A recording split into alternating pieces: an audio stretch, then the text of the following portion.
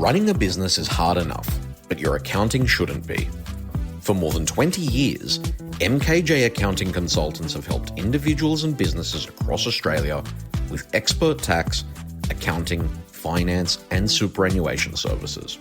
From tax returns, lodgements and reporting, to cash flow analysis, budgeting and business advice, MKJ takes a proactive, hands-on approach so you can focus on growing your business, not chasing deadlines.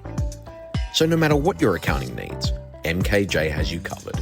Call MKJ Accounting on 02 9317 2799 or visit mkj.com.au to find out more today. There's no Ouzo Talk without a bottle of Ouzo, which is why we love the Greek Providor. Get a real taste of the very best produce that Greece has to offer. From olive oils and delicious artisan sweets to unique spirits, earthy herbs and memorable wines. Visit thegreekprovidor.com.au to see their delicious range. The Greek Providor, proud sponsors of the Ouzo Talk podcast. Sound is.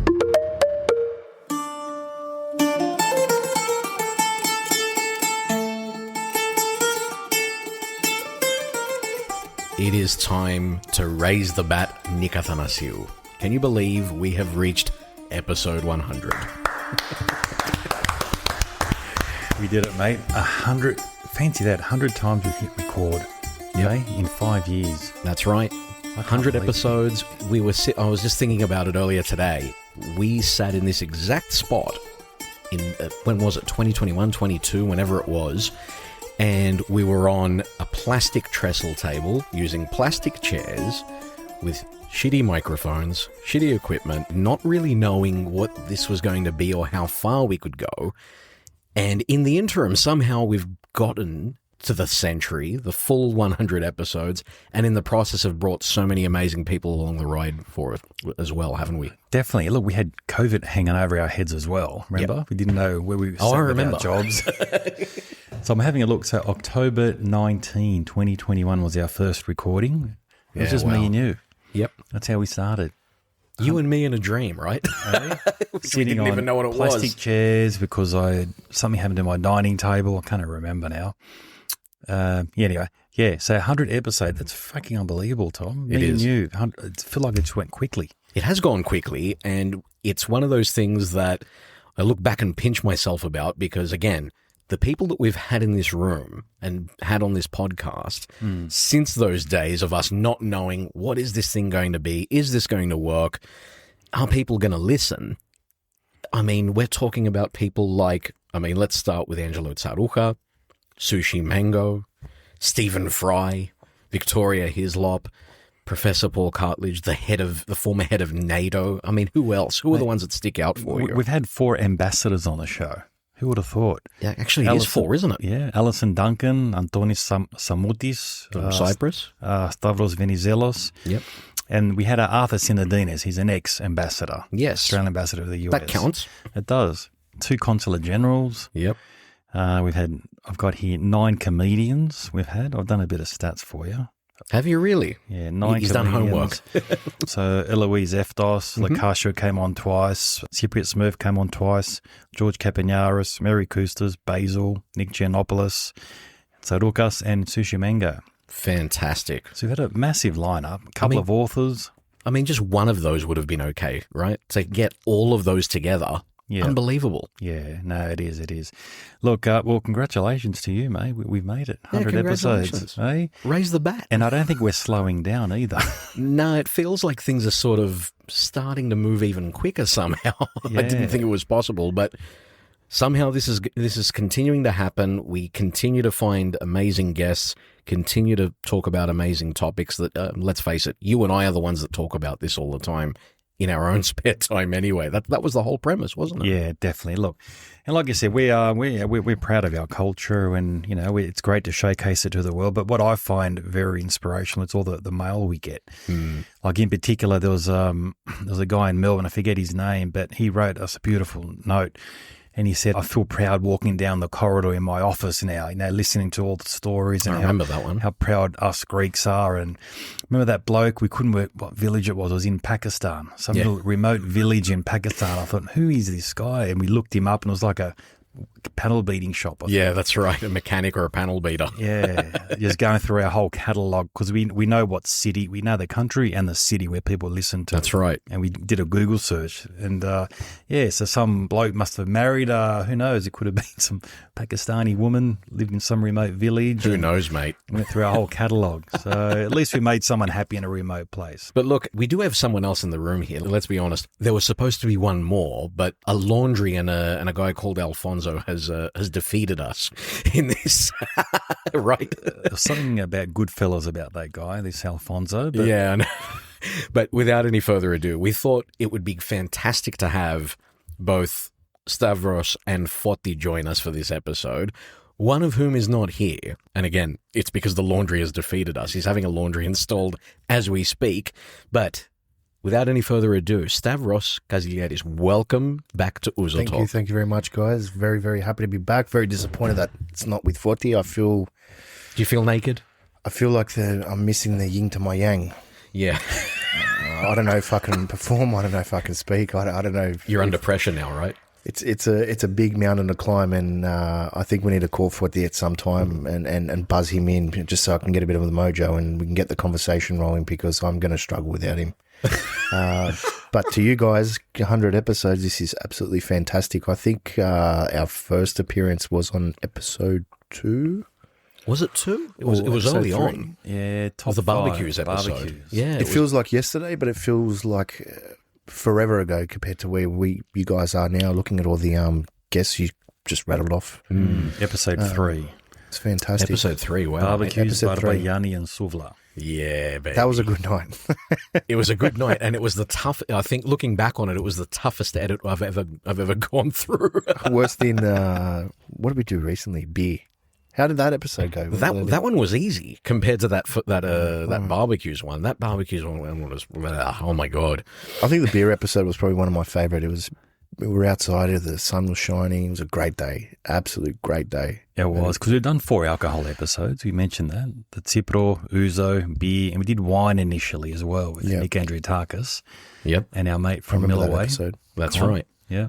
I feel like we need to revisit that with these bullheads, though, because nothing against Nick and Con, obviously, for that wine episode, but somehow I feel we've landed on this formula when it comes to these alcohol episodes and these celebratory episodes with both Stavros and Foti. I'll come back for the wine. Me and Foti, we come across as just plain alcoholics, but we do have a sophisticated palate and we can appreciate good wines. It's true.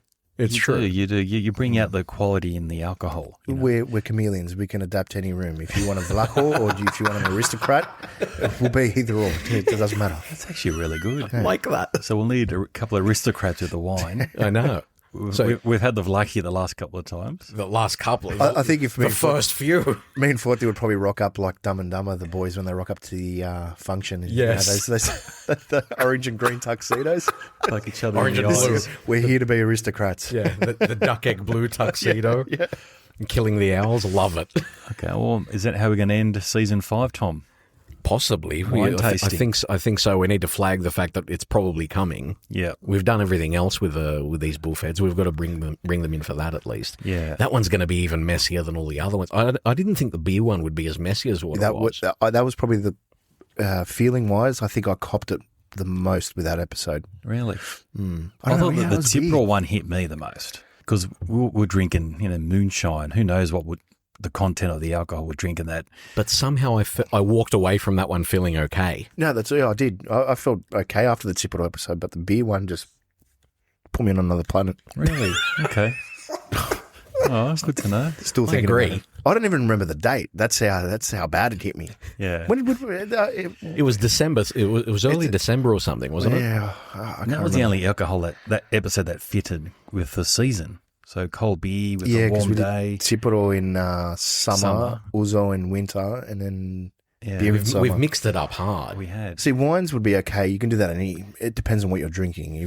Reds usually go with winter. Whites go with summer. if we're doing a winter episode, you can start with a lot earthier whites and then move into reds. And if we're doing a summer episode, go with, your crisp, fresh wines and then go into lighter reds. You can alternate the episode based on that. That's a good point. Maybe we should do a white wine and a red wine. Maybe. Ooh, we can break it up to another year. With some fromage. Some fromage and some wine. I like that. I like where you guys have your heads at the moment. But look, we're deep already, so let's do the honours, yeah? Definitely. Let's have a drink. Let's have a drink.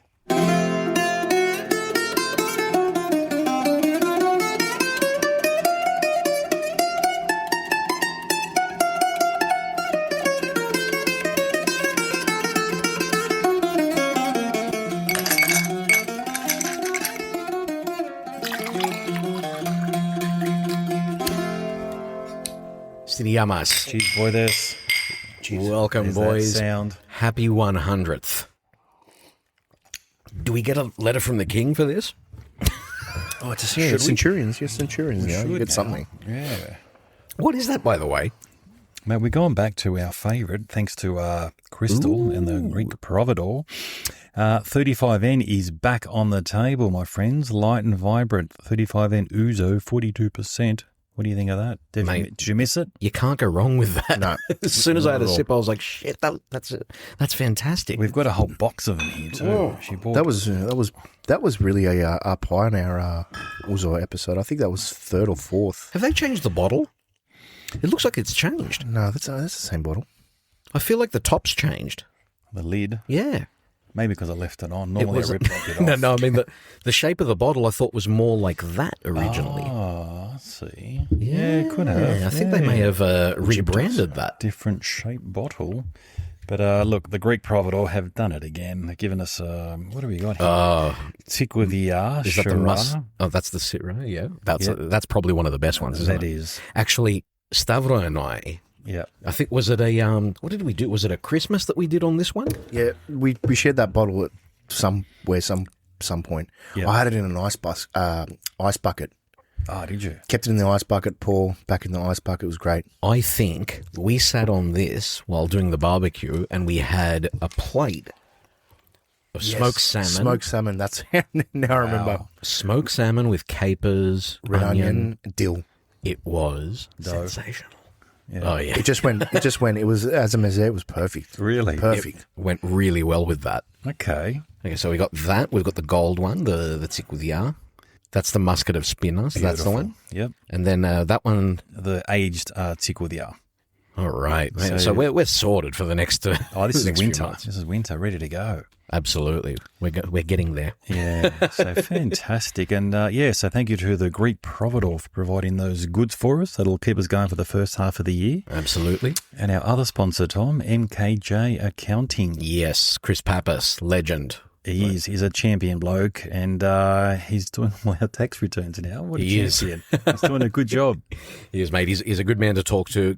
Get your stuff sorted. I mean, never had the sort of advice that we've had from him, which is fantastic to have. Thank you, Chris. mkj.com.au and obviously thegreekprovidor.com.au. Guys, check out their websites for all of your needs, your accounting needs and the needs for your pantry. Thanks for supporting this podcast. And I mean, we do have to say as well, we've said it before, but the Greek Providor has been on board since the beginning. So special thanks to Crystal. I mean, really believes in what we're doing. We believe in what she's doing as well. So it's a perfect marriage, isn't it? Yeah, definitely. Look, and she started when we started, roughly at the same time, maybe a month before us. And it's good to see her grow. Her products are everywhere, all over Sydney. She's starting to export to New Zealand now. And she's doing a top job. She's doing really good. Like, I wouldn't have heard half of these Greek products if it wasn't for her. So 100%. She's going to the little village, finding the best produce and sharing it with the world, or at least us Aussies, that's for sure. That's right. That's right. Good job, Crystal. We've all benefited from it, haven't we? We all have. Yeah. I've been very blessed every single episode. I think we've tried everything from And she loves you too, mate.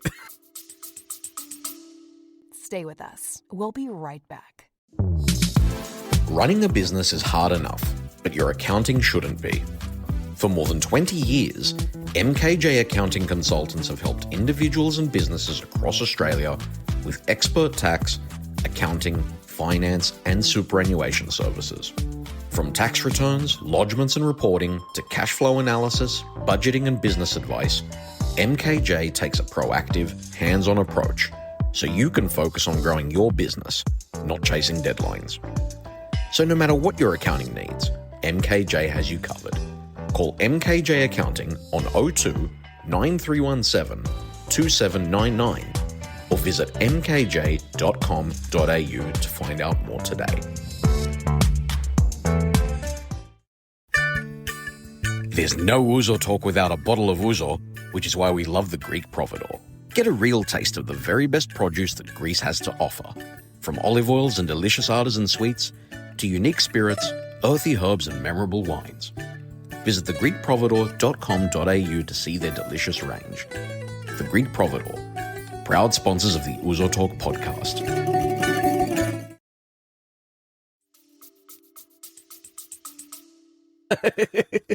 Love you, Crystal. I think she's got a soft spot for Foti, though. Yeah. Yeah, she says, I love that guy. He's so funny. I don't think he's that funny. Is he funny?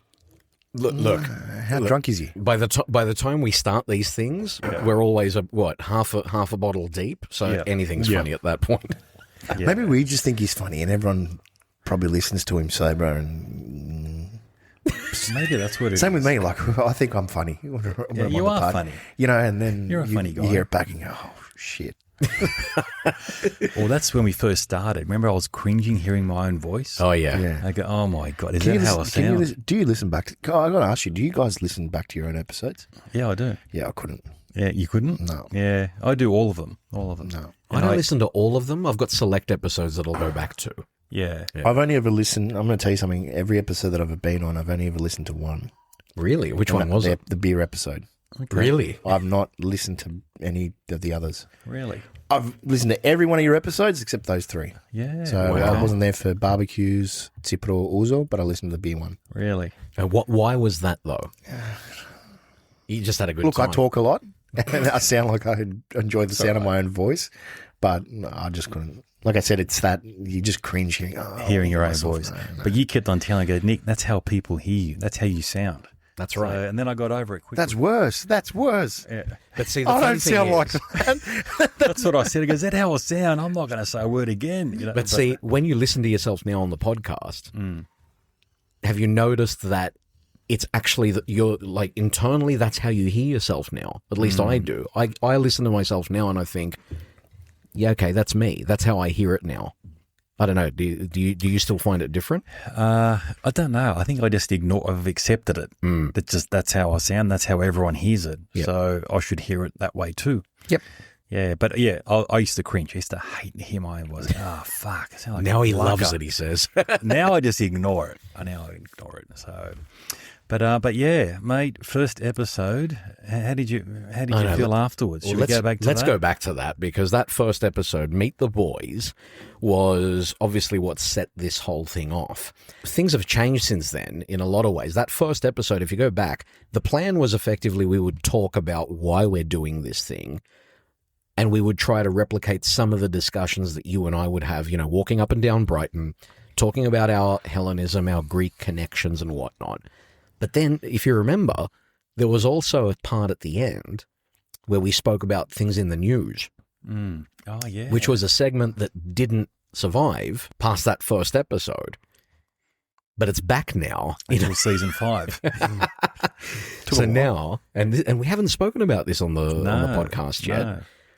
We now have Greek News Global, which Definitely. is presented by. I'm thinking about it now, and I'm about to say it, and I can scarcely believe that this is the case. But we have a news broadcast that is anchored by John Mangos.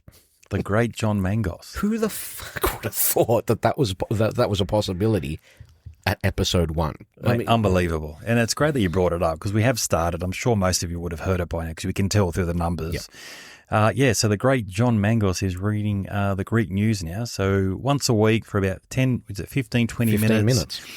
We pick the top stories that are out there, and he reads them like a news anchor would.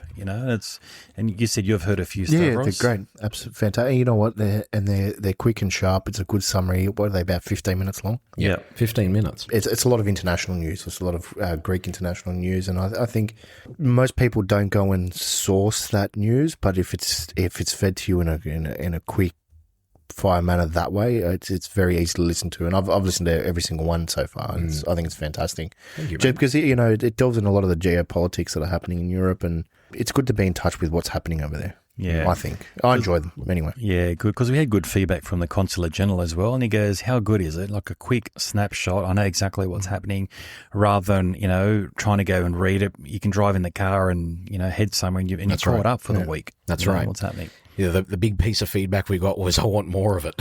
I want it daily. Yeah, I don't know about that. There's a lot of work. Look, it's a weekly wrap. It's a good weekly wrap of what's happened. We're in a day and age where people don't have that that elongated attention span.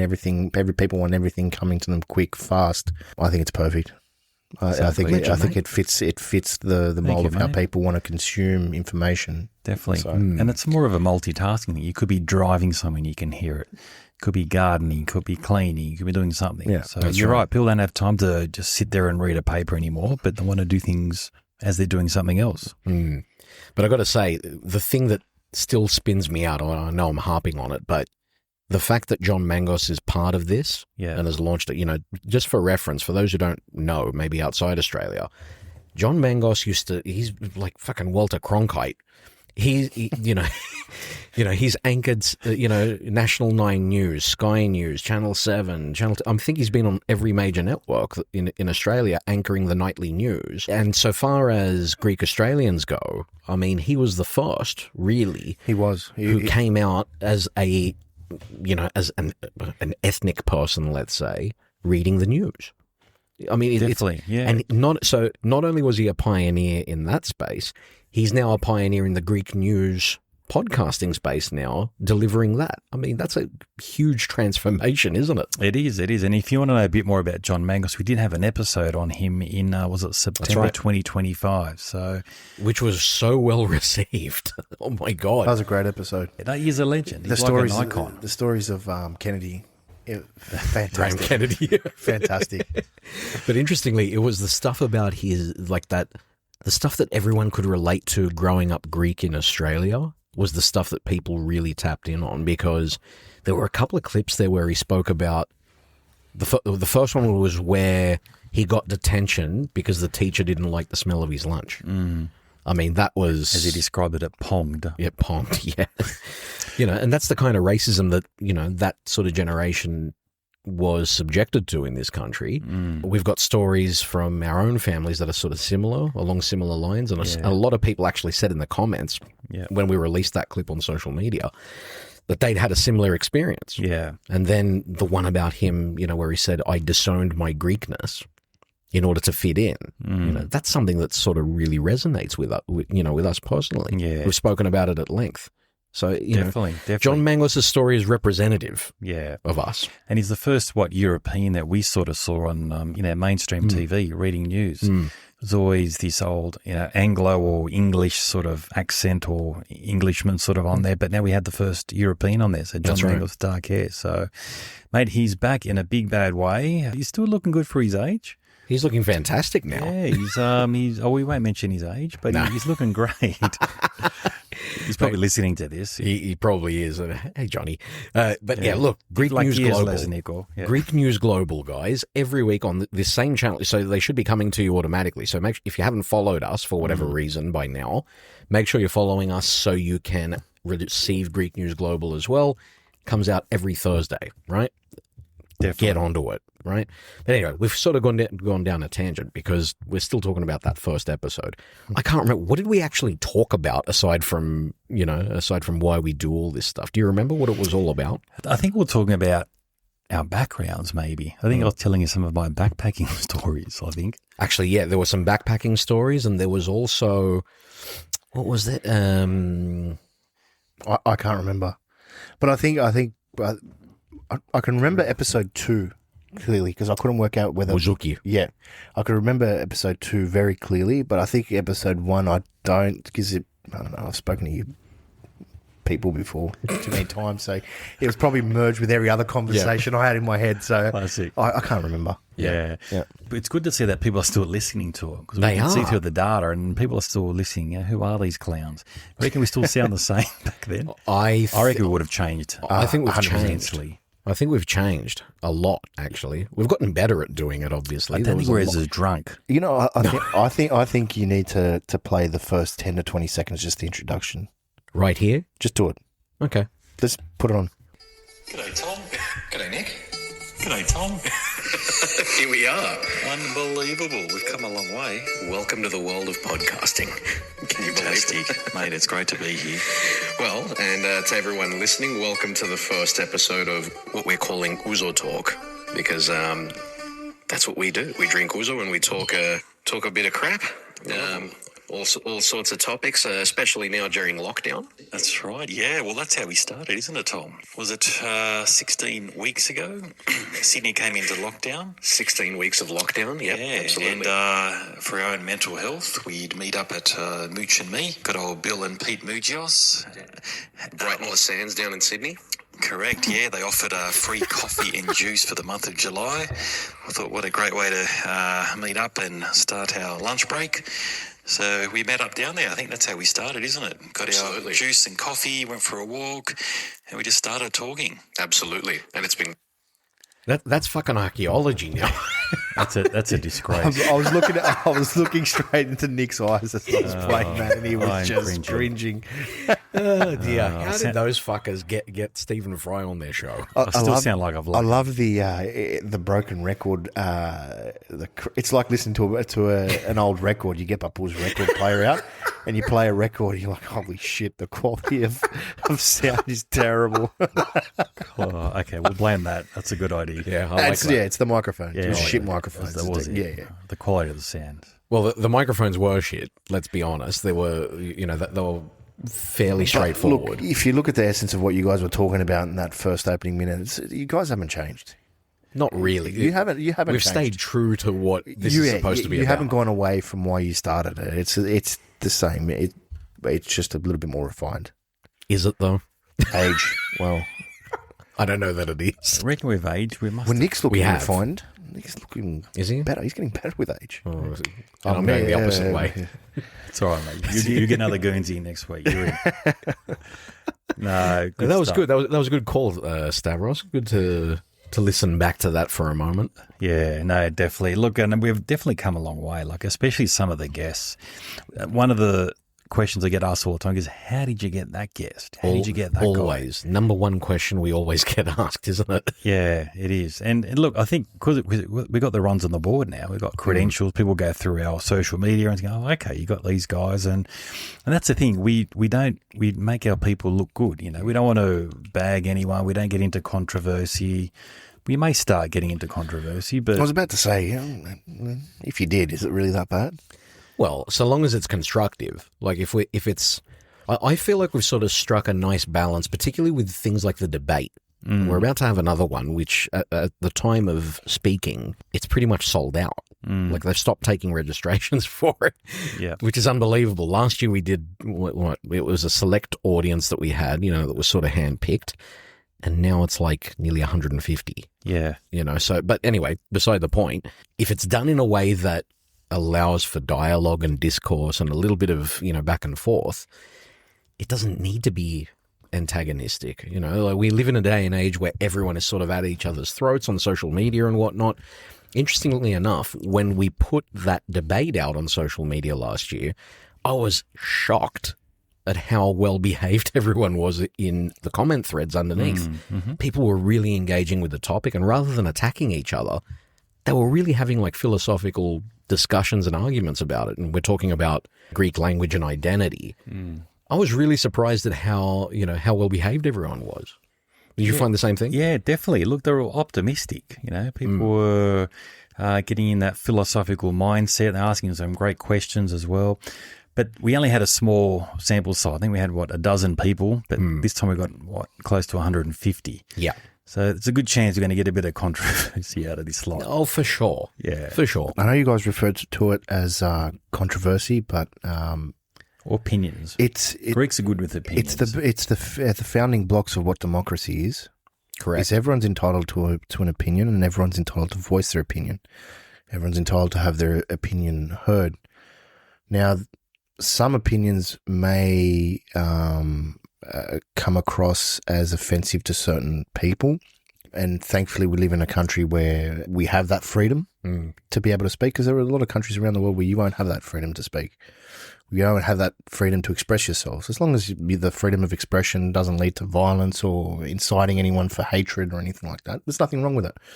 So, look, if it is controversial, I think it'll be more so just based on difference of opinions. And that's what makes this country beautiful. We can have difference of opinions and you can live side by side.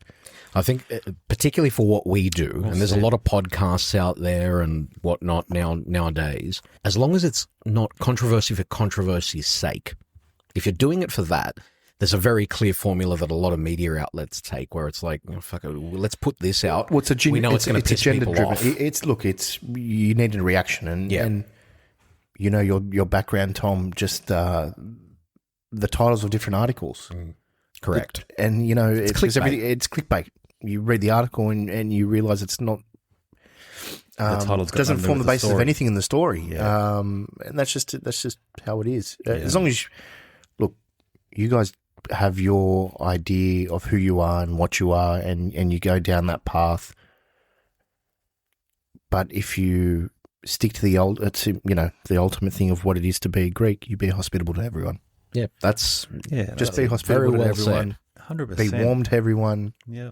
Embrace everyone. You're never going to have a problem, are you? Yeah. And that's what we do. So well said, mate. It's very... You've just summed it up perfectly. Very impressive, mate. Hey? It's easy to... Just don't be an asshole. Just don't be a fucking asshole. Be respectful. Be respectful to everyone. Just be kind. It's easy to be kind. Yeah, you know? It's okay to agree to disagree. Yeah. Just be respectful here. And that's what we do. But again, going back to the concept of what this was, the concept was this. We have these discussions anyway. Yeah. And again, it was about how good was it, sort of growing up. I remember seeing, I think I've spoken about this before, but hearing your dad and your uncles and whatnot sitting at a party, having a drink, talking shit. Yeah. And I just wish some of those discussions had been recorded. Yeah. The whole concept is that's when the best conversations come out, because everyone's relaxed. They're in a safe space. They're with their mates or family or whatever it is. That's the time to solve the problems. That's the time to really get people's opinions. Well, in those circumstances, people aren't there with a gender or have to mask themselves over. You're comfortable and you can just be yourself. That's right. So whatever's coming out of your mouth traditionally is going to be true to who you are. You'd think so if you're comfortable around your family. Correct.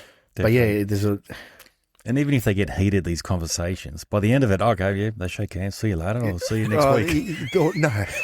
Or someone will flip it and then not talk to someone for 2 to 3 days, but then they'll rock back to your house and be like, weren't you not talking to my dad? I thought you guys didn't like each other. Oh, no, that was last week.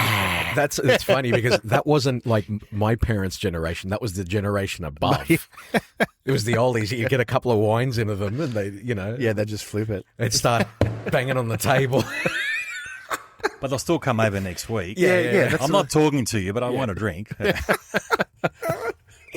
Papoulis was like that. You just get a couple of wines into him and he'd get angry.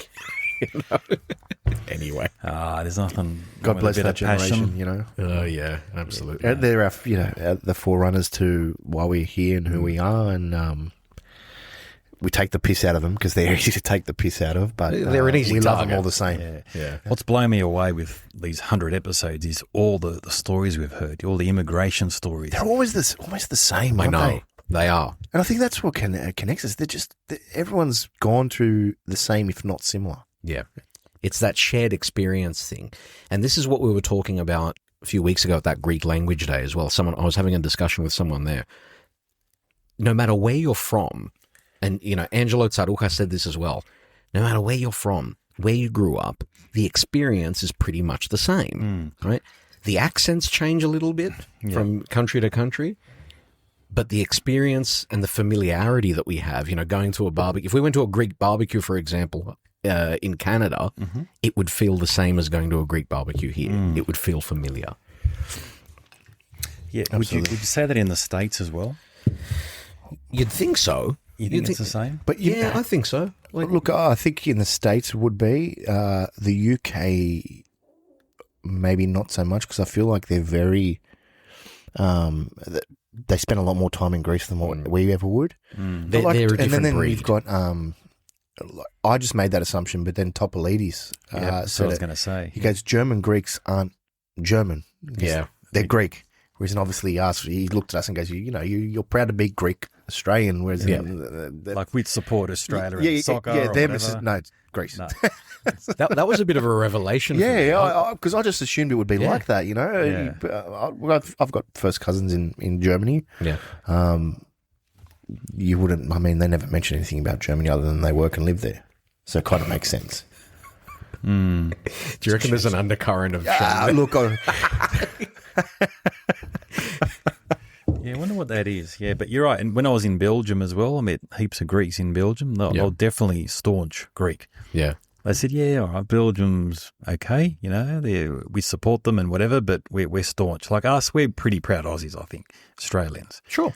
And look, I think the World Cup coming up with Australia being there, it's exciting. Yeah, it is, definitely. I think I had a look at who we're playing against. It hasn't been selected, but we're playing Sunday, 2:00 in the afternoon, our time. Are we? Okay. I think it's either the first group game or the first or second game. I can't work it out. I'm fucking excited. I'm excited for that. Yeah, 2:00 on a Sunday arvo. That's barbecue. That's drink. Let's watch the football. I'm excited. Yeah. But see, this was the question that we sort of raised with Papoulis as well. If Greece is playing Australia, who are you going for? I think Greece, and I'll tell you why. See, we're the same. But you wouldn't. You'd do it quietly. No, I'd do it passionately. Would look, you? Yeah, the Aussies always give it to. Look, now I would. Yeah, now I would. Society's not as. Look, our parents and grandparents went through a lot of racism. Our generation, not so much. We work, live, and enjoy our life freely without having to worry about it too much. But the Aussies get stuck in here, so it's your one opportunity to just give it back. Okay. It's more just banter, friendly banter. You're comfortable. I've got Aussie mates. I've got Aussies that I work with, and we're close, and we joke. Yeah. I'll make fun of them for Aussie things. They'll make fun of me for being a wog. Yeah. And it's all done with love and kindness. It's all banter. It's all banter. And you know what? It's my one chance to stick the knife in. Yeah. All right, if I had to tell you, give me your, say, in any order, your top 5 most sporting moments ever. Would any of them be Aussie moments? I see mine would. Look, I think South's winning the grand final in 2014 is number 1. Thank you. Okay. Yes. Yeah. Greece Euro is number 2. Wow, second. We're on par so far. I agree with this. Yeah. Bloody cousins, eh? Probably the last time Manchester United won the Premier League. For different reasons. It was more because I just thought we would continue on with this legacy of just being amazing. Mm-hmm. See, here's where we now diverge. I look back at it and put it up to number 3 because it was just the last ever moment of actually enjoying my football club. Mm-hmm. But see, this is where we diverge. When was the last time Man United won? 2013. Okay. Yeah. This is where we diverge, right? Because my third one, funnily enough, would actually be when John Aloisi got the Socceroos into the World Cup. Well done. That's one of my top ones. Yeah. It's got to be up there. I remember watching that live. But you got to know the background.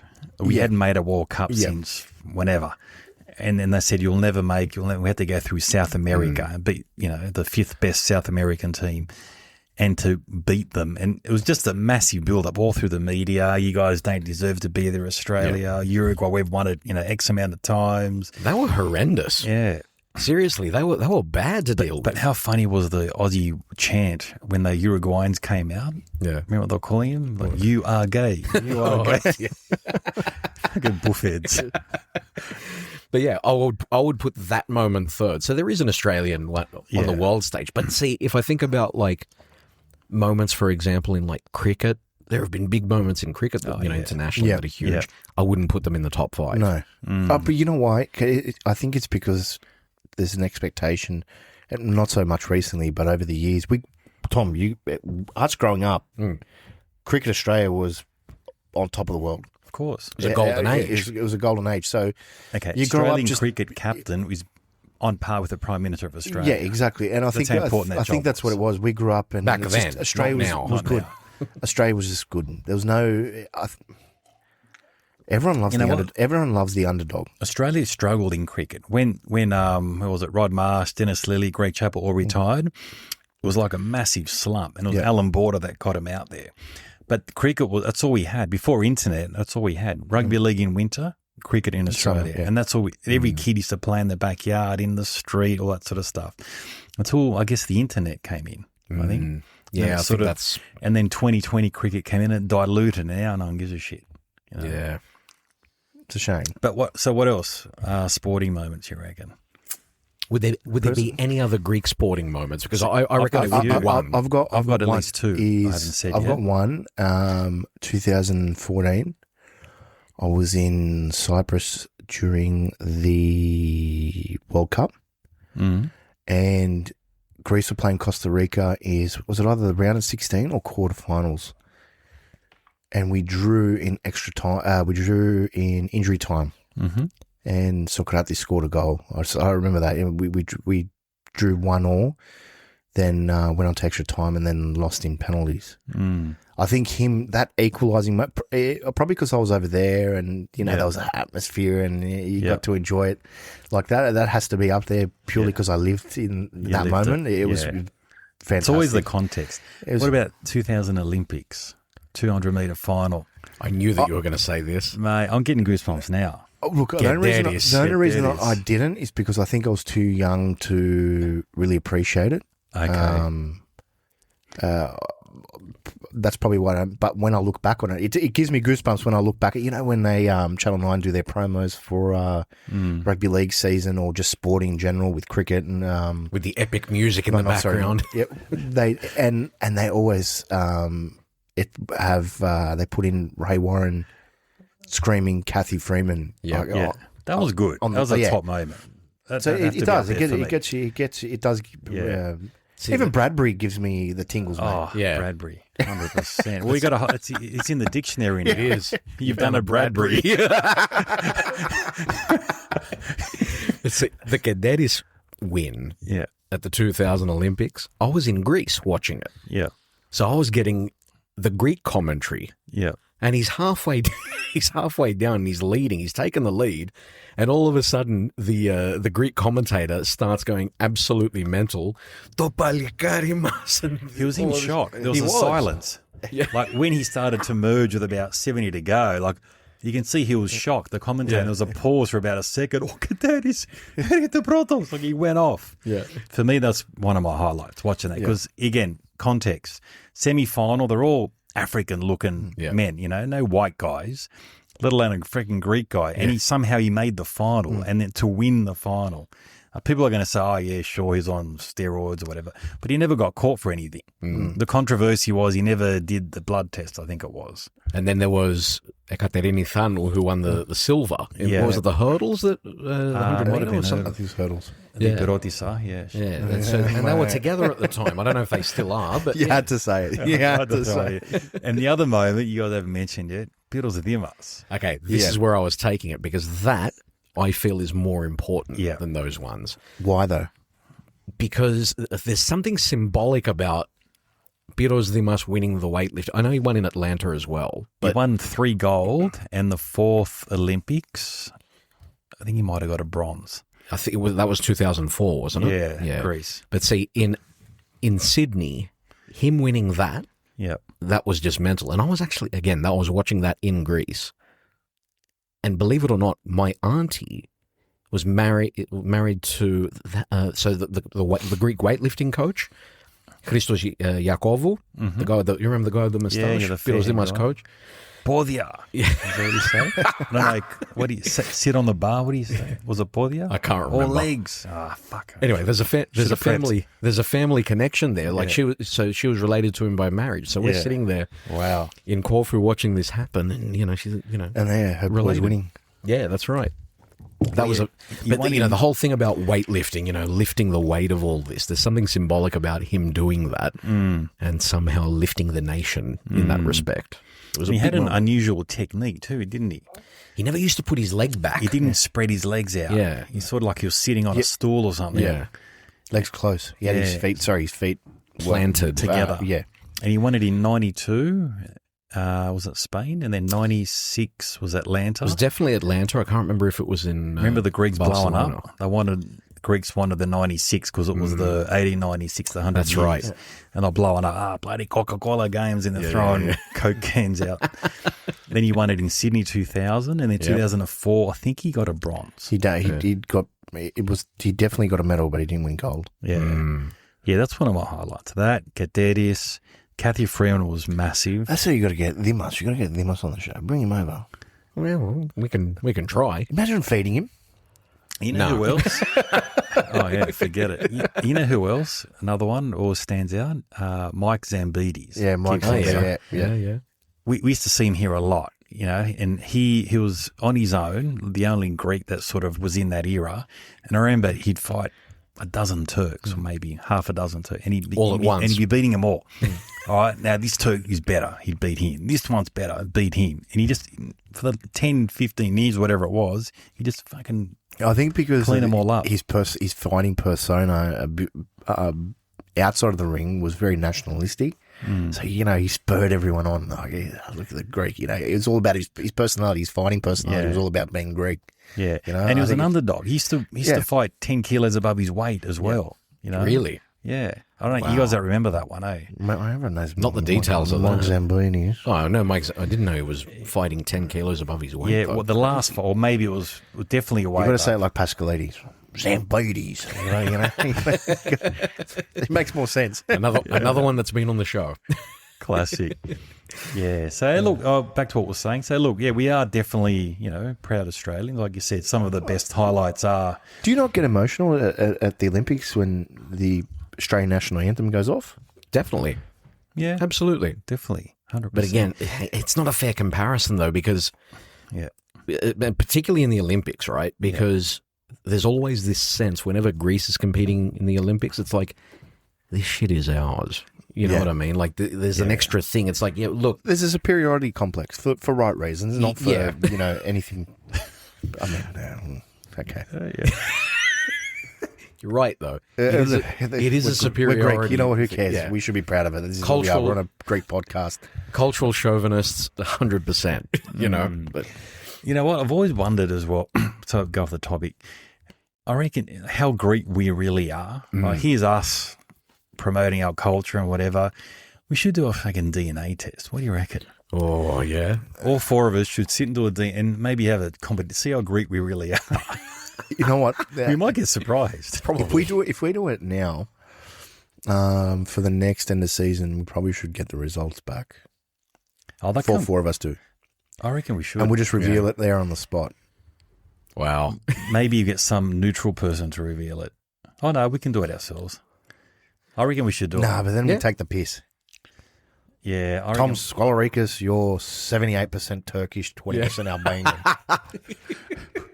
2% Chinese. Yeah. Can you imagine? You know what? Everyone I speak to has Ashkenazi Jew in them. Yeah. I don't know why. Everyone I speak to. And when you look at it online as well, everyone's got 1%, 2%. Well, we've had people so we should on either side of the family do it, and they've had really interesting results, the primarily Greek, but I think we've spoken about this before, a lot of Italian as well. So you'd be from a very specific region as well. Oh, really? Is this a Skolarikis clan? This is the other side of the family. I could already tell yours. I'm going to tell yours straight off the bat. I know what this fucker's going to say. 40% Italian, 40% German, 10% Greek. Fuck off. 10% Dutch. I'm running it. You know what? We should write that down, what we actually think. Okay. Get a better Well, one. I know again. I thought he was going to say like 60% German. Yeah. What would you That's be? the running gag. Because you're quite light-skinned. I was going to say... I'll be pretty pure. You reckon? I reckon he's From 1,000%. Cyprus? I can smell it. He's 1,000% Arab. Yeah. He smokes like an Arab. Have a look at him. Hey, Arapi. So I know my ancestors, again, I don't know. The rumour was our ancestors, my mum's side, were in, not Saranda, a town in Albania, which was a Greek town anyway. And they fled 500 years ago and they came into the mountains. That was quite common though. Yeah, when the Ottomans moved in, they sort of fled and came south. That's my mum's side. But my dad, unknown. Yeah. Yeah, so we should, what do you reckon? We should do not a a bad DNA idea. test. Not a bad idea. And see who is really Greek. There should be a prize for the person with the highest level of Greekness. Mate, I reckon. Hey, Crystal can provide a box of something. Whoa. The winner. Okay. Box Yeah, of we'll 6 do bottles of something. something. All right, Crystal, let's work on it. put a prize up. We'll work on it. Usually, yeah, I think we should. Let's just get 4 packs. If I could do it together, Or send spit in it. Yeah. Spit in it. You want to do it again? Love it. I feel like we're missing someone, though, in all this, man. Who's Where the Foti? fuck is Foti? Like, seriously, do you want to give him a call? Surely we can get him in the last tail end of it and just get 10 minutes of just him on the air. Yeah. Just talking to himself. You know, you see those guys on YouTube, like, for example, Mark Albridge from the United Stand, right? His entire show, and very successful, is him talking to himself. Yeah. He's not going to answer. Hi, you've called Foti. Please leave a message and I'll get back to you as soon as I Leave a can. message. Thanks. You're a malaka. You're a big malaka.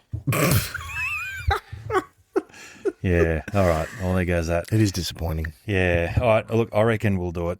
I reckon we should do a DNA test. It's not a bad idea. And let's just see how Greek we There's got to really be a are. prize at it. You know, someone's got to be championed at the end of this. Yeah. That's another thing. And Greeks are internally competitive. We make it out like, I don't care, but I better win. We should get Sportsbet on it, too. Yes. Have you got a contact to Sportsbet or Tab? Okay, maybe we should put our profiles up and let the punters choose. Who do you think is more Greek?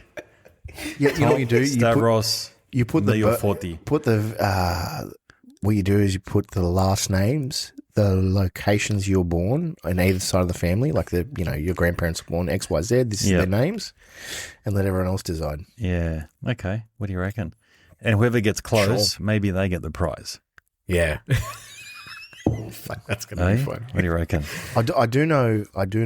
We that do need to get some betting on happening on this. my though. grandfather's side, on mum's side of the family, that village he's from, basically their history. They know their history. Was founded about 1,500 years ago by Athenians who moved to that part of the world trying to expand agriculturally. And they founded that village. And I dare say we'd be, how people are very insular. They never really went outside the four walls of where they were from. So people where I'm from on that side say that we're descendants of Athenian farmers who came 1,500 years ago for greener pastures to try and expand agriculture. If you look into that history, you can find something, but then you got to go, okay, those people that came 1,500 years ago, were they where were they before that? But were they how Persians far- that ended up in? Well, that's right. How in far does Greece, your DNA go back? Does it go back 300 years, 400 years, But see, 500 years, 1,000 it also years? depends on the pool of data that they have. So the Yeah. more people that actually do the test, It's a lot more accurate. Yeah. Well, that's the thing. People who did Ancestry.com checks 15 years ago will get different results now. I'm not saying dramatically different, but a lot more refined. Yeah. But you said, Tom, Italian. Italians weren't around. There wasn't no Italy back then. Well, the region that was flagged in my auntie's test, and it was a significant portion, I think it was something like 30% or something like that, San Marino. I was like, okay, It's a country. there you go. Yeah, But again, but but a region in Italy. So you're San Marino. Who the Is that fuck how you knows, say man? it? that's the thing. Like a Venetian 500 years ago They're Italian, yeah? They're Italian now. You say somebody from Venice, you're Italian. But San Marino's a country, isn't it? It's a, I don't know, what do you call it? An autonomous state? How do you call someone from San Marino? Amarinos. Amarinos. Omarina. Omarinos. What about, how do you call someone from Tuvalu? Tuvlo. Oh, dear. Yeah. Sorry, we're on track. It's a microstate in Italy. Oh, so it's not a country. Yeah, so it's northern Italy. Okay. The other one being the Vatican. So you go back 1,500 years, you reckon? Well, that's where when was this village founded? And, thankfully, their record keeping's been immaculate, and it's very, very rare. It's in Cyprus now, you're talking. Yeah, in Cyprus. I know my dad's side, he was a priest. Papas was the surname. So I know my great-great-great-grandfather. Fancy that, huh? Hey, see? I'm very saintly, eh? Bless you, my child. I mean, if you got the last name Papadopoulos, that's the easiest. Yeah. You're at some point, you're a descendant of a priest. Yeah. Yeah, but a lot of Asia Minor Greeks change their names as well. And names are nicknames, so they can change all the time. So you could have come from anywhere else and then, well, I know it is an Opolis on his name. It's the general rule. Most people with the last name Idis are from... Pondian. If not Pondian, they're from some part of Asia Minor. Asia Minor, yeah. OU is Cypriot? Yeah. Generally speaking. Where we're from in Ipod. Akis is Cretan. Cretan, yeah. We're two-syllable. Bikas, Tikas, Belos, Belos, Papas, I guess. 2 syllables. Akos, is that Ionian? Akos, no, I think it's from the Mani. Magnates.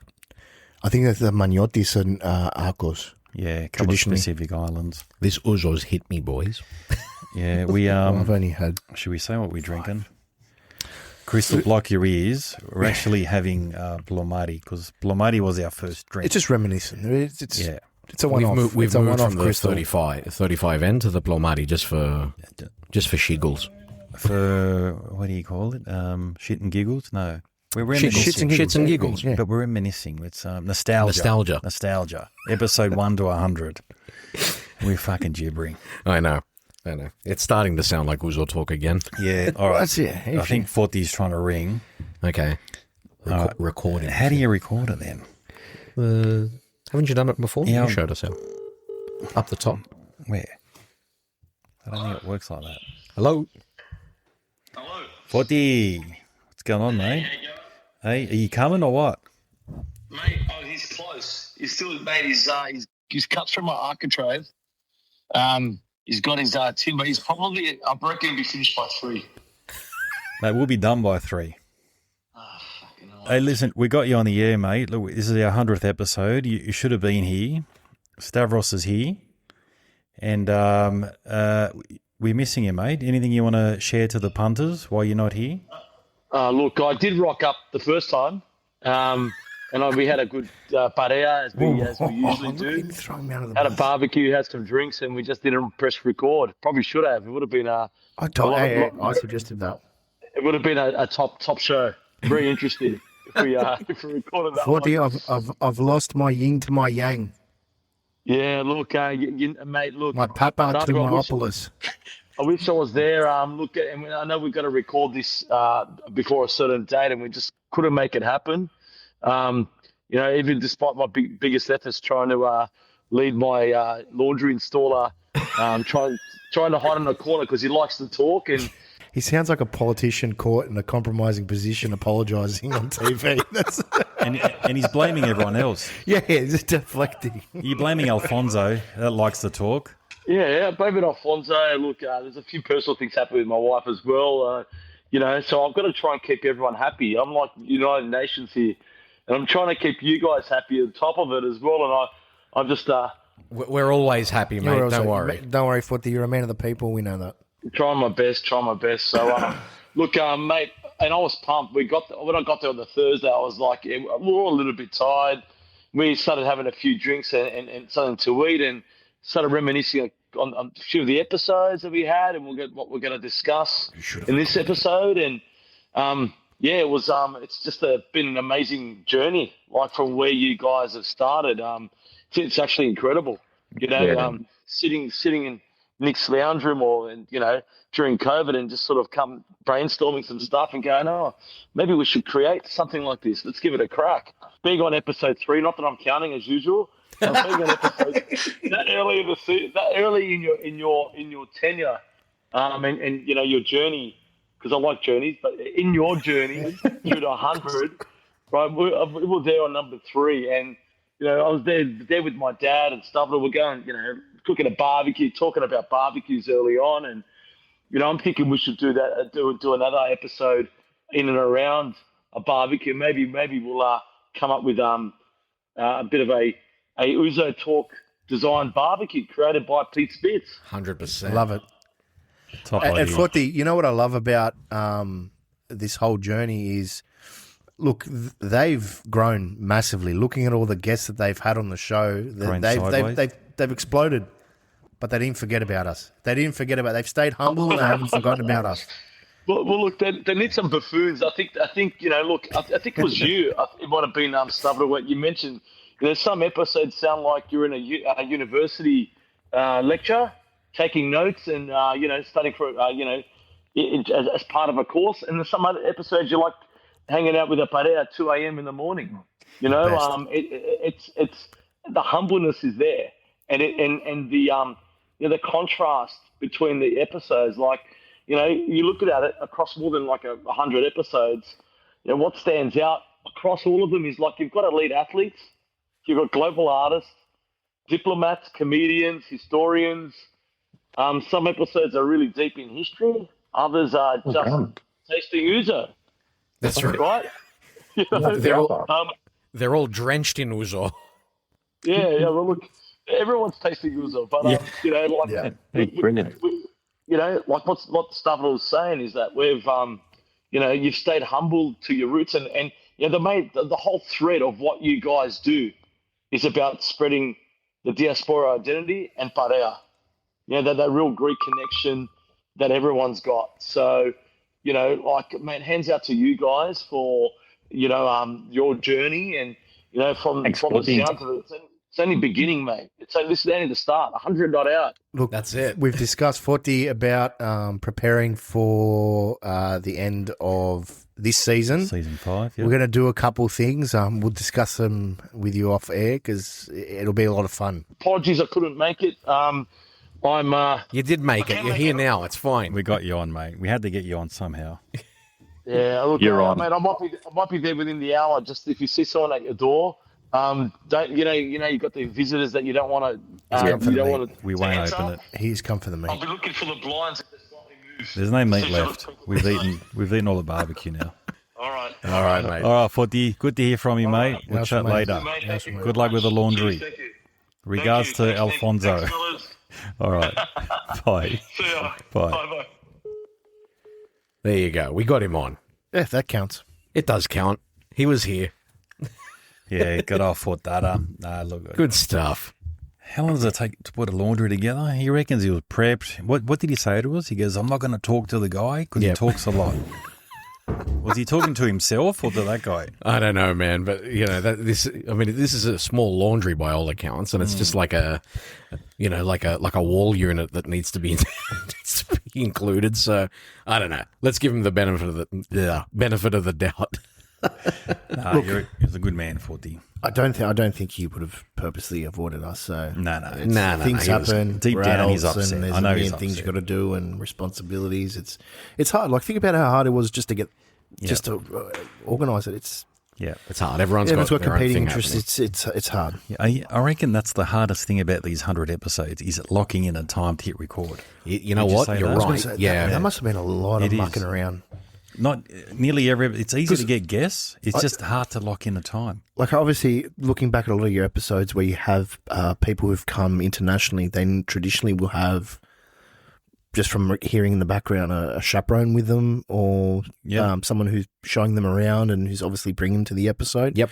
So you've got, 4 people just there almost every single episode trying to organise their timetables, the structure and all that.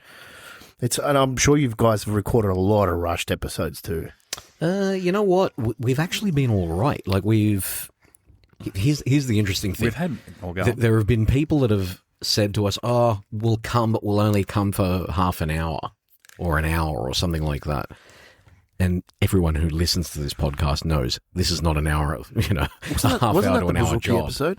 Yeah. Athanassiou Polychondrotis. He was only supposed to be here. That's true. Athanassiou was only supposed to be here for a little bit, and then the bloke just wouldn't leave. Yeah, he didn't want to leave. Yeah. He was having a good time. He just didn't want to leave. And that's what I'm trying to say. And his manager's going berserk. He got the bouzouki out, started playing.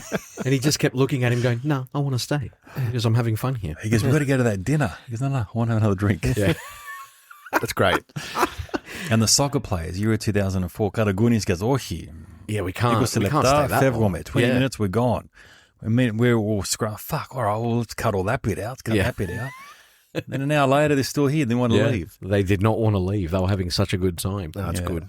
But again, that comes back to the whole Padao side of it and the fact that, once you sit down and you start having those discussions and having the drinks, all the walls go down. True Eliness, when I've got no time. They always have time to sit down and talk shit. Yep. They will always have time. That's why punctuality is not our strong point. Let's be real. Yeah. It's not our strong point. We've always like, I've got to go. But then when you're having a good time. And you know what? People who are stuck in the rat race, for 48 weeks of the year, when they get their annual leave and they go to Greece, they go there to escape the rat race. Yeah. To go to that mentality. Yeah. They want to entrench themselves in that and then just... Time's not an issue. Just go with the flow. Just go with the flow. Everyone in Greece, for example, if you see someone, if I see someone in the street in Corfu, say, "Let's have a coffee," everyone's going to sit down and have a coffee, and they'll probably sit there for 3 hours. Yeah, easy. And that's not because you've come from overseas. It's like a standard thing. It's like, okay, we're sitting down. There's always time for a coffee. You know what I mean? Yeah, definitely. I don't know why, but we're in Athens with the kids, and somehow, don't ask me why, but we're going to watch a movie. There's a cinema in Athens. We're going to go watch a movie. Pre-booked the tickets. I was with my cousins as well. Anyway, we had the kids with us, and we're running late. I go, fuck, all right, quickly, let's hurry and finish eating so we can get to the movies. And my cousins are looking, I go, look, if that was us, we wouldn't go to the movies. We'd just say, fuck it, and just stay here. We wouldn't rush. They don't rush. Yeah. That was their thing. It's kind of what you're saying. They don't really go by time. They don't care. If you're not going to make it, fuck it. Peter Kipri, with his character of Cypriot Smurf, encapsulates a perfect... It's okay, my friend. It's okay, my friend. That's his character. Yeah. And look, it's a stereotype, but it's a true stereotype. What's the rush? Yeah. Just chill. It's okay, my friend. I think I've told this story before on the podcast, but the first time that I started going back to Greece by myself as an adult, I remember my cousin saying to me, "Let's go out for a coffee," right? Now, here, you go out for a coffee or a drink or whatever the case is, it's a short stop. Yeah. Like, that's not the destination, right? Mm-hmm. I remember we sat there, we ordered a coffee, a Freddo or whatever it was, and I drank it in like 2 seconds flat because more often than not, the coffee is for effect, not for not for pleasure. Yeah. And within half an hour, I was like, okay, what are we doing now? It's like, what do you mean? This is, we're having coffee. It's like, we just had a coffee. Yeah. But we're still here. It's the experience. It's like, slow down. Yeah. So you don't need to. Point you made. So when I go to Greece, it takes me a good 3, 4, sometimes a week to wind down. Yeah. I agree. Because we're so regimented here. Maybe it's like the English, Northern Hemisphere, Germanic. It's our culture. It's our culture. Look, we're Australian. Our culture's ingrained in us. We live by the clock. That's just how it is. I live out of my diary. What am I doing today? Oh, shit, bang, bang. Yeah. Oh, I've got to be there, do this, do that. That's right. In Greece, first thing you do is take your watch off. There's no such thing as time. Yeah, that's right. I remember I was in Cyprus in 2014. And a family friend of ours from here, Korian here, like we're from the same Korio, was over there. Mm-hmm. And I was at Thea's house and was leaving, going back to where I was staying, and it was about 10 o'clock at night. Mm-hmm. And we were messaging on Facebook back then, and he goes back and forth, and he goes, I'm at my uncle's house. Mm-hmm. Where's your uncle's house? He goes, I asked your auntie. Because he couldn't explain where it was. So I asked my auntie, where's so-and-so's house? He goes, what's your uncle's name? Let's go to my auntie. Where's so and so's house? And she's given me the bush directions. Yeah. Go down into the street. There's a big red gate. Turn right at the red gate. Then there's a big olive tree on the corner that overhangs the road. Turn left there. Whatever. Anyways, I found them. Θα δεις το τρελό από εκείνη τη μεριά. I had to be up early the next morning. So this is about 10:30 at night. I rocked up to the house. I had to be up early the next morning because I was actually catching a flight to Greece. Yeah. And it was just have a quick drink, say hello to his uncle. Anyways, in Cyprus, especially that Horio in the middle of the night, it's 1 o'clock in the morning, it's 26 to 30 degrees and 100% humidity. Fast forward, it's 3 o'clock in the morning. I'm so comfortable at these people's house because they all sit in the front yard, right? Yeah. I've got my shirt off. Classic. And I've got my shirt off because, you got to get some relief somehow. I mean, I haven't even just met these people a few hours earlier. Yeah. Shirt off, Yeah. and we're playing cards. And I remember, Here we go. And I remember it was that humid that I was sitting back at one point having a cigarette waiting for my turn. And Plastic chair. I leaned forward and it was that of your body peeling away from the plastic chair to lean forward to put your cards down. So that was unplanned. My plan was leave my Thea's house at 10:30. Yeah. Go home, sleep because I've got to get to the airport at 6 o'clock in the morning. Yeah. I thought I'll drop in for a quick drink. I left there at 4 o'clock. You know what? I went back to where I was staying, showered, packed my shit, and went to the airport. Yeah. That's the life. That's the life there. There's no plans. You just do. Yeah. Just do. Out And of they're interest. the best nights. Out of interest, how many darts did you have that night? Look, I'm going to tell you something. It's quite gross. But every single morning, I'd go to the Peripteral, buy 5 packets of cigarettes. Oh my God! Put them in the glove box. But the next morning, I'd have to do the same. Wow. I'd be 5 packs. Yeah. You know what it's like. You know what it's like over there. It's everyone smokes, so you almost smoke at their pace, and you might go to the 5 packs. Yeah. Are you the one that 20s, buys the cigarette 20s. from the old cigarette? Like yeah. Okay. But I'm not like that here. Yeah. But over there, Over there, forget it. You're all over the there, time in the and world. I know people who haven't smoked in 20 years, but will be the occasional. They have a few drinks and might bung a cigarette off someone. Yeah. And that's normal. They might have one cigarette every 3, 4, 5 months. Yeah. They go to Greece and they go, yeah, no, I smoke full time there because you just want to. It just invokes this. I think it's that free, that carefree. Everyone knows there are certain things that are bad for you, right? Laziness, alcohol, cigarettes, and when we go to we Greece, have all those vices. we do all those 3 things, and that's what makes the trip beautiful. It's just the carefree nature. You just don't care. Definitely. And that's a real holiday. Really, that's a real holiday. I'm not talking about the smoking. I'm just talking about what it means. It's the carefree attitude. I know this is bad for me. I know that's bad for me, but I'm just going to do it because I'm on holiday. Yeah. Who cares? Well, we talk about, we call it therapy now. Don't need to go see a psychologist. Yes. Go to Greece for a month. That's therapy. 100%. You got your clean food. You got Mediterranean sun. You got the salt water. 5 packs of cigarettes. Carefree. There was one person that came on your show, and he had a very famous line in a movie. The doctor said I needed the sun. Good one, mate. Good one, mate. He said it. The doctor, he was on workers' comp, but the doctor said I needed the sun, so I went to Greece. Interesting. There was an article recently where they said that doctors were actually doing that. They're prescribing. You got to go overseas. You got to go away. Go to Greece. Do you know when you have a holiday? It could even be here in the Gold Coast, anywhere where it's a sun-soaked holiday. Yep. Do you not feel healthier when you come back? Definitely. Like you feel a lot more energetic. You 100%. feel. Even you look yourself in the mirror, you go, oh, my skin looks better. I feel better. The whites of your eyes are white. Yeah, I don't feel bloated. I don't feel. So I'm like that in Greece. And it could be the food, it could be the bread, the sardines, the salad. I don't know. I reckon I think it's the combination, really. And you're relaxed. There's no time, there's no stress. I think it's the mental health thing. People don't realise how important your mental health is to just basic survival. Because your body reacts to the way your brain directs everything that your body does, and if mentally you're not 100% up there, you're not going to thrive in life. Yeah. And I think that's what it is. You go to Greece. What stress do you have?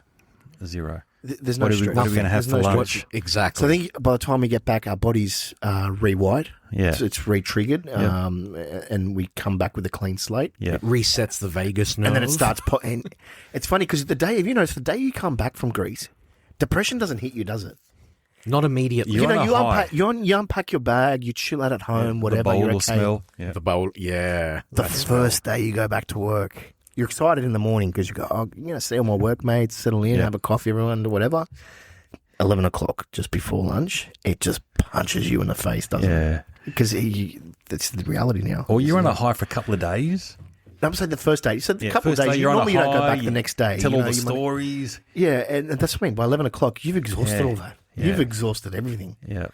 There's only so much you can talk about your trip, and it just hits you. It's like you start questioning life. Yeah. What the fuck am I doing here? Yeah, exactly. Well, this is what I want to ask him, right? Because, so, Stavros, you have... I don't think we've spoken about this before, but you have had a dream. He's laughing. No, he knows what I'm going to say. King. Yep. You've had a dream, an interesting aspiration. Do you still have it? Is it still that? I always said... I'll tell you what it is in a You know sec. how that conversation started? It was, if you won the lottery, and I'll let Tom say what it is. If you won the lottery, what would you do? I'm talking about winning $20, $30 million. Not today, you could win $2 million. You still got to work. You win $2 million. Think about that. That's the life we live in right now. You win $2 million. You can buy a unit. Yeah. I'm talking about it's life-changing money, 10 million, 15, 20, 30 million. What would you do? And I came up with what Tom's about to say. Let me ask, what do you think it is? Knowing you, working at Periptero. And talk to people all day and talk shit with your frappe. I said if I ever won the lottery, exactly what it is. Oh, is it? It's exactly. If I I was only making that up. No, if I won the lottery, I would move to Greece and open up at a Periptero.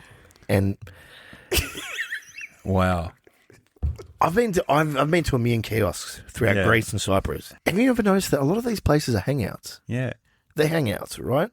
If you worked in a Periptero, not worrying about income, not worrying about whatever, sit outside on the chair, you'd meet everyone, right? You'd meet all the locals, everyone would be your friend.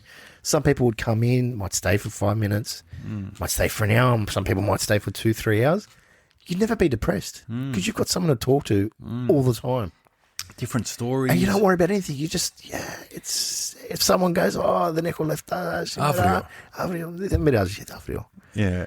I just love the vision of him, though, wearing a flanella, like the singlet. I see it, though. Yeah. With his frappe. Yeah. Singlet, the Adidas shorts. And slides. Socks and slides. Socks and slides. That's your uniform. And I'd be a master at a gomboloi too. Yeah. Oh. Mate, I see that. This is a high level of aspiration. But if someone goes, because people will go, you've won the lottery, I'm going to buy this and all that. No. I'm going to use that money to funnel an easy life. And when I say easy, mentally an easy life. Yeah. I don't want extravagant things. I want simple things, the simplicity of life. Because, if you go and put yourself into that upper sphere of, the ultra 1% of society, that's not us. We didn't grow up that way. And I reckon they'd be lonely. That's what I mean. They'd be lonely. They'd be sad. He's right, though. It's it'd be even harder for us because we're outsiders. And we're not used to that lifestyle. It's not who we are. I'd use that money to stay true to who we are. We're sociable people. We're hospitable people. We're family people. Community and I feel like a Periptero, especially in a smaller town. Yeah. I know there's a bit of issues with this is my territory, and you'd have to try and overcome that. But I'd probably just bankroll them and say, here's the money, just leave me alone. Well, they were given you'd have to pay them off. Yeah, 100%. Periptera were originally given to veterans. Yeah, as a form of employment, yeah. Is it something you can buy into? Have you looked into this? No, but look, I think that's more, I'm pretty sure that's more a thing in Athens. But in regional places, they're just kiosks. Anyone can open up a kiosk. But the ones we're talking about, I think, in Athens are the pop-ups on the street. Those little boxes. Yeah, just open up and so that's what I've got like in a my newsstand. head. No, mine is. It's small like that. Yeah, but you can physically walk in. Yeah, but you've got to walk past me sitting on my white chair in the front door. And you have like a little mini bar section.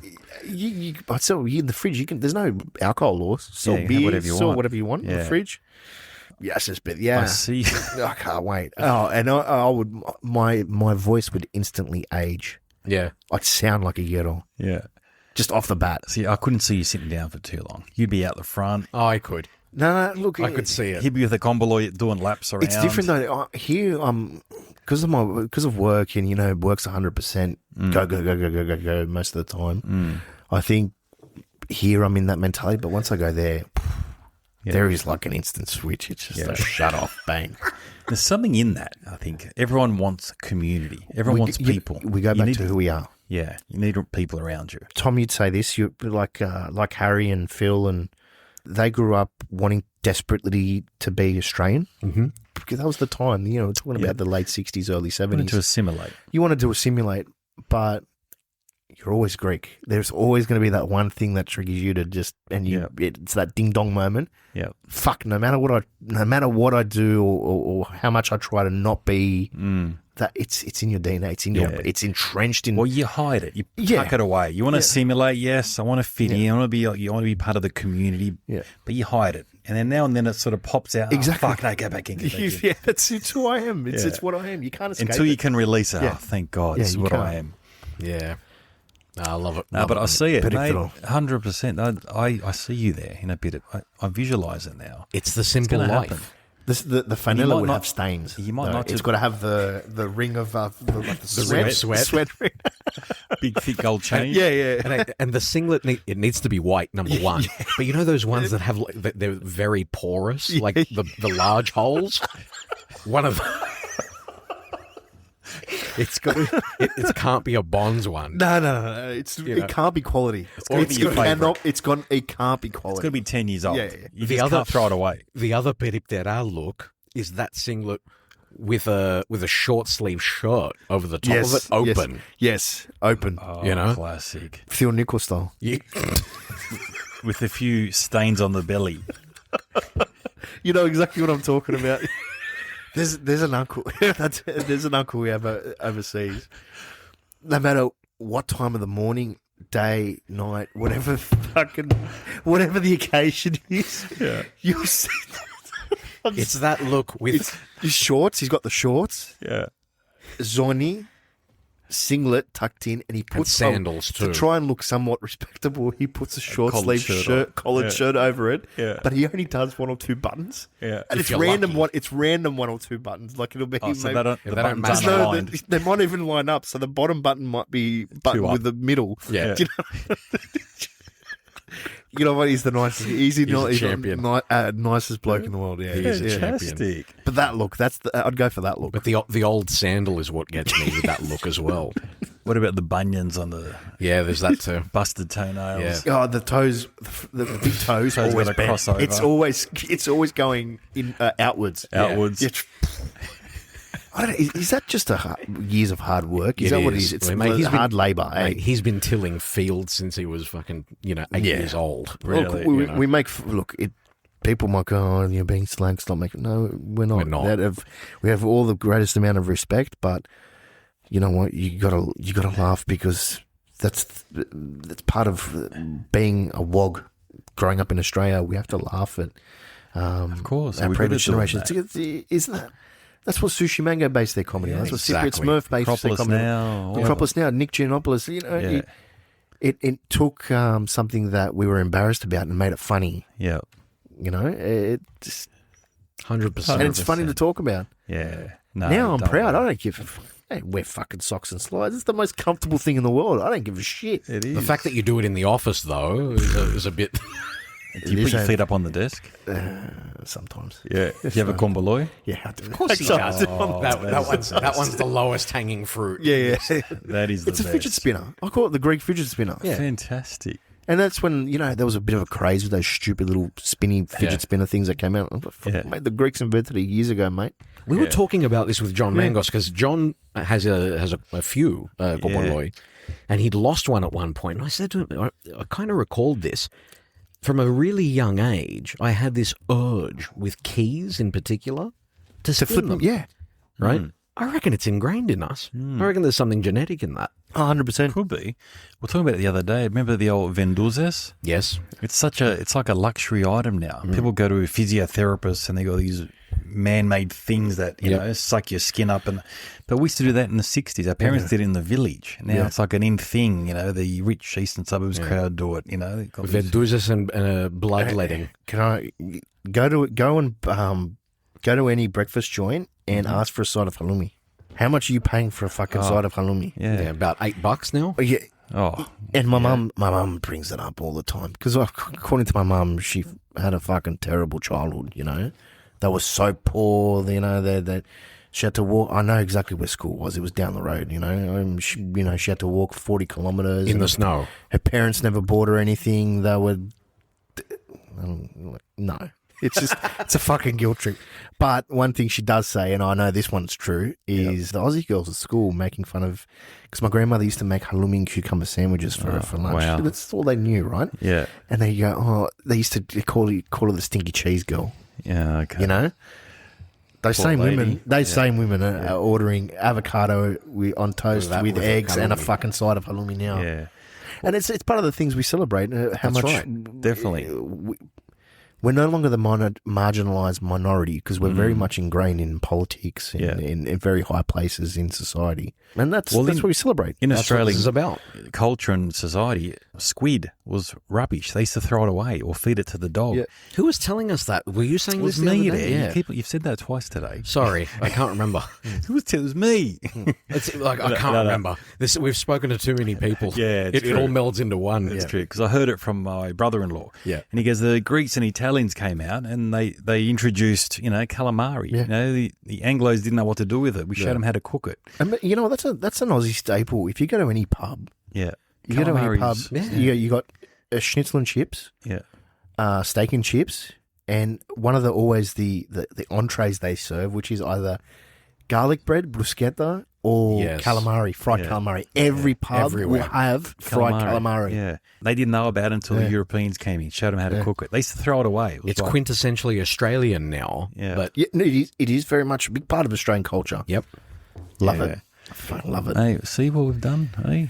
We've done quite a bit, mate, our ancestors. We've done well. We've done well. I think this was this was a great addition as a 100th episode. I mean, it would have been great as well if Foti was with us. I'm sure it would have. Can I ask you guys a couple of questions about your journey? Sure. Does anyone ever really question you? Does anyone throw it out there? Nobody's really interviewed us. Actually, no, that's bullshit. We were on the Saddlecoast podcast at the beginning of the year. That's probably as far as it's gotten. Obviously, when you started this, it was a hobby. It was something to pass the time. It was a bit of fun. Which episode was it where you had the light bulb moment that we're onto something? When did the penny drop that, hey, we've got something good and we need to keep this up? I think for me, it's a lot of the learnings. It's more about, maybe it's selfish, you know. I get to access to these amazing people, hear these amazing stories. I don't know, Admiral James Stavros stood out for me. That was a big one for me. I think getting Mark Burris here, I don't know why, you know, he's very influential in Australian society. Yeah. Just knocks on the door in his black T-shirt. Hey, g'day, boys, here for a podcast. Wouldn't have thought that. Well, I off the back of that, I spoke to a mechanic during the week and we were talking about Ouzo Talk, and he knew about Ouzo Talk because he listens to Mark Burris religiously. Yeah. Anyways, he gets a new phone, all his algorithms have recalibrated, and he searched Mark Burris, and that's how he got into Ouzo Talk, because Mark Burris was his favourite podcaster, so he would listen to all of Mark's stuff. And he goes, what the fuck is this?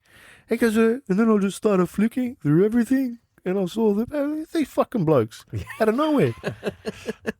Well, I got to say, for me, what's yours, Tom? Probably from the second episode, the Buzuki episode, I kind of felt as though there was something here because we had good people involved. The concept of actually bringing guests in and talking to them and trying to get something out of them. I don't think there's any chance that you can bring someone in and get a bad story, really.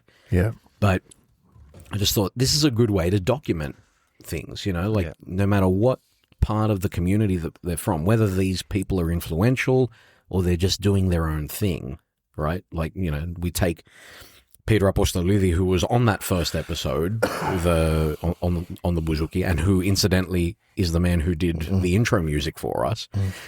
without him knowing it. Great tune. Great tune. Yeah, I just felt like, okay, this is something, you know. So I feel like it just kept like Nick's saying. I feel like it just kept growing, and the bigger the guests sort of got, and the more influential they got, it just sort of started to reinforce that we were onto something. I think, but there wasn't a one penny drop moment for me, anyway. Yeah, I think if you had to pin one thing, I think when we got Peter Maneas on, My Greek Odyssey, he was put out a first big celebrity. I think he was, yeah. And when he called us, we went to his house, remember, and he had that spiel. Yeah. And he said, guys, what you're doing, you're going to be touching lives. He had this amazing spiel. He goes, what you're about to do, you know, you make sure you do the right thing by our people in our community and so forth. That sort he gave us a pep talk, didn't he? It was. And he said, you guys have a responsibility now. It's not just fun. I think that's probably when it hit me a little bit to think, fuck, okay, what's going on here? Yeah, that's a good call, actually. What, okay, here's another question. Nick, your favourite episode? Look, I get asked this a lot, and I have many bits. Like but you've got to pick one. I think this episode you have to pick one. Okay, let's Zorba the Greek. Yeah. That really, I learnt so much out of it. Again, it's all about learnings for me. I learnt so much about my culture, about the movie, the dance. Like, it was all connected now. So the dance, the song, the book, the movie. And I think I've listened to that a couple of times now. I always go back and I still pick up things that I don't recall. Mine's the same, actually, but for the same reasons, really. But that Zorba episode touched something that I don't know, I feel like that Zorba film sort of is stereotyped so much. And for us to get behind the story and look at it from so many different perspectives, I go back and listen. That's the one that I go back and listen to often. Yeah, well done. Because, same reason. I learn something different every time I go back to it. But if I was to put one other one in there, it would be Stephen Fry. Yeah. Purely because fanboy? Watching You're him. Fanboy? Yeah. I remember watching him on Parkinson, when I first, one of the first times that I watched that show, Michael Parkinson, huge thing, huge deal. Stephen Fry was on with Robin Williams. And I was like, holy shit, this guy's amazing. Yeah. And then fast forward to a couple of years ago, and here he is sitting in this room, sitting in that chair, and us talking to him. That was the mind fuck for me. Yeah, awesome. Definitely.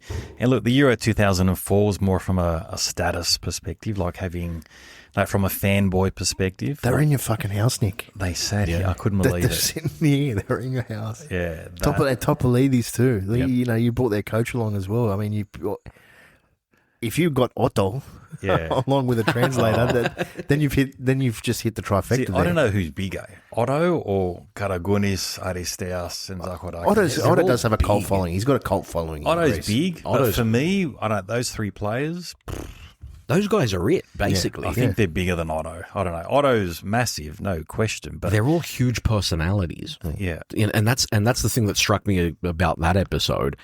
I don't know how he managed to fit all those personalities into one episode. It was crazy. And I think it helped because they're all good mates, though. Did you get that vibe off them that they're still best mates? And they're blood brothers for life. Yeah, definitely. And you could see they had respect of the captain. When the captain spoke, they respected him. Karagunis was still the fucking assassin. He'd murder anyone to win, whatever it was. Yep. And Aristeas was the good guy. Yeah. He was the good bloke, trying to, make everyone feel comfortable and speak in English. Yeah. But could have go, no, talking Greek. Open the door, it's fucking hot, remember? And then quick, open the door for him. That was a good experience. Yeah, it was. Look, we've had many, and I don't know, Stavros stood out for me 100%. Just his story about his ancestors getting kicked out of Asia Minor, and then 70 years later, he captained a $1 billion warship straight to Smyrni, and being in the Pentagon when the planes hit at September 11. Yeah. Amazing stories. Yeah. And that, for me, is priceless, and hearing those stories firsthand and the way he defined a Greek and, how much have we learned about our culture now? Not only the immigration story, the Asia Minor catastrophe, I wouldn't have known any of this stuff, and we're hearing it firsthand. And that's the thing. Speaking to all of these people, it's painted a picture and it's painted a really interesting story and depiction of what being Greek means, whether that's in the diaspora or in Greece. you know, in many ways, this has been amazing research. You know, you could probably write a pretty impressive paper on identity based on all the discussions we've had. Yeah. Yeah, no, 100%. What about you, Stavros? You've heard all of them, bar your own 3 alcohol episodes? My favourite episode, one that I was probably most excited to listen to was,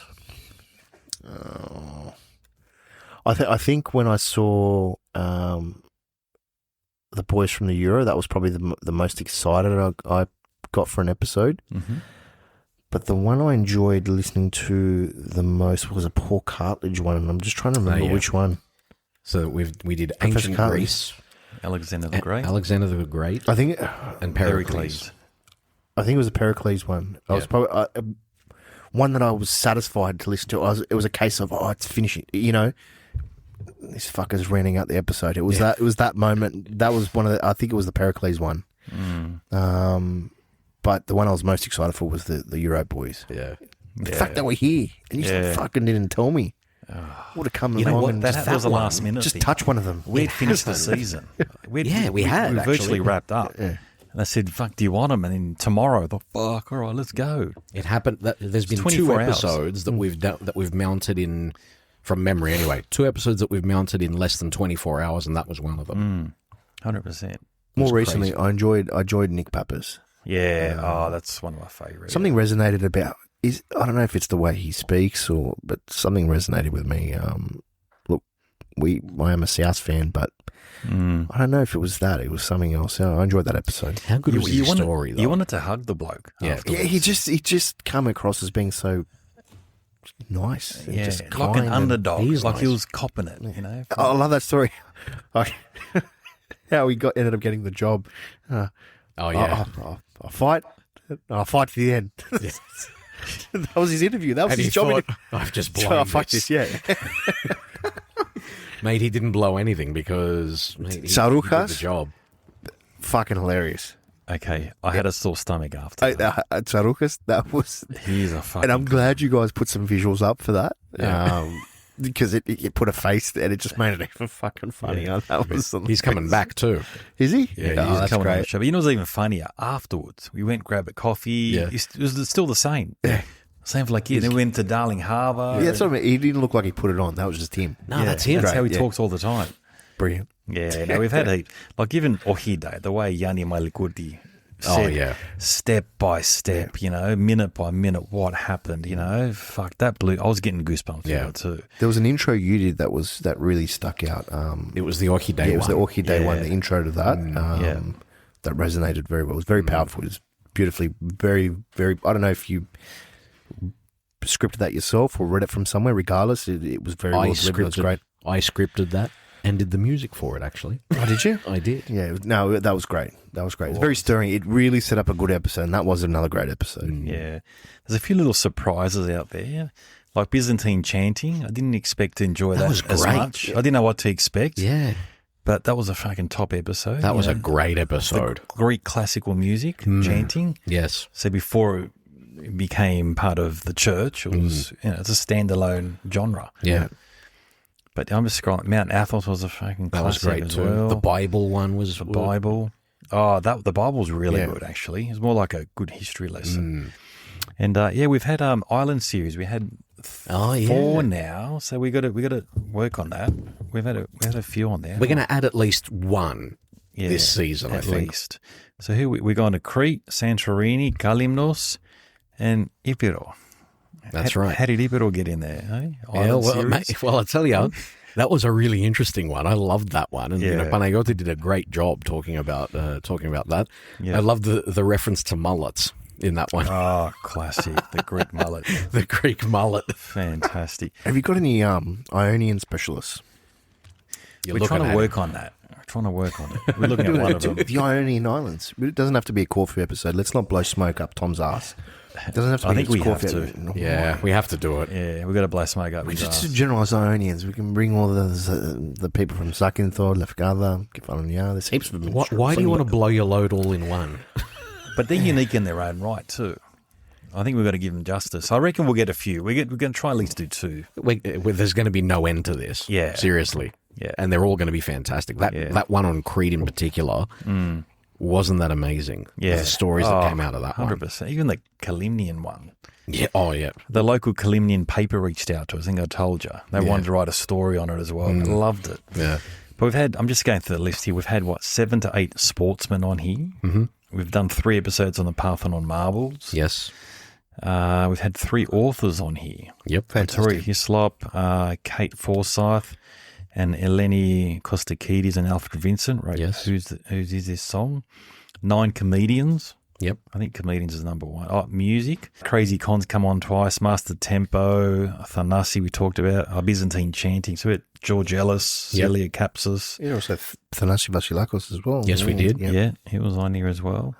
So we've covered quite a lot of genre here. I've written history, but I'm sure history will be out there as well. Yeah, history, I think that's probably going to be the next biggest one, I would say. And there's more coming. That's the thing. Like looking into the future now, like we were talking about this off air just before. Yeah. The people that we're talking to come on this show at the moment, I can sort of scarcely believe that, we're talking about these people and that it's close to happening. Yeah. Some are already in the can, some are about to happen. It's an exciting time to be part of this. And look, you guys haven't given away much to me, but I can see the excitement in your face. Yeah. So anyway, we'll see how we go. But it's going to be a big year. We've got so many other big guests lined up. Love it. And I can't wait. Can't wait to get cracking and start meeting these guys and hearing their stories because we've got a few big ones coming up. So, but that's fantastic, Stavros. So you're a big fan, and it's great to see. We've hit 156 countries now. Would you believe? Wow. We've clocked up a few more. Have you gone to Azerbaijan? I always think about Eurovision. Eurovision's coming up. It is coming up, yes. And there's Azerbaijan. Yeah. Please tell me you've gone to Azerbaijan. I don't know. Do we? Surely. Check that out. Azerbaijan. There must be. And you always go, how are they in Eurovision?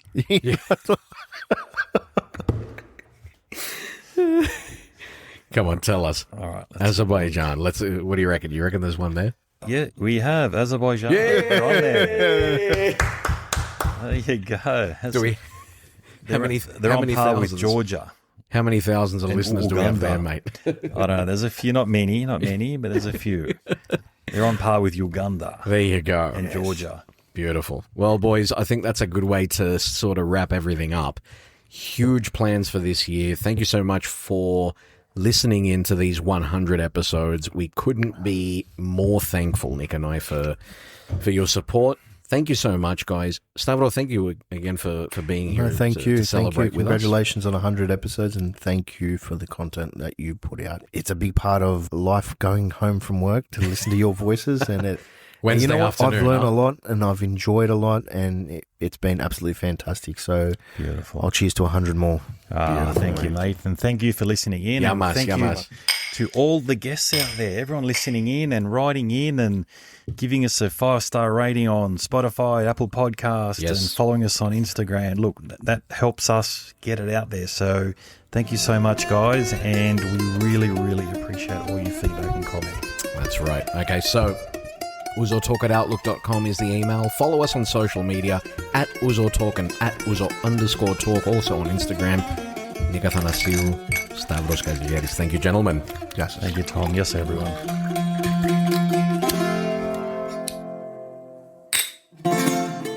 Ouzo Talk is produced, written and presented by Tom Skolarikis and Nick Athanassiou. Our theme music is written and played by Peter Apostolidis, with additional music from George Kalapidis and Bouzouki legend Thanassis Polikadriotis. Ακολουθήστε μας στο Soundees, στο Spotify, στο Apple Podcasts και στο Google Podcasts.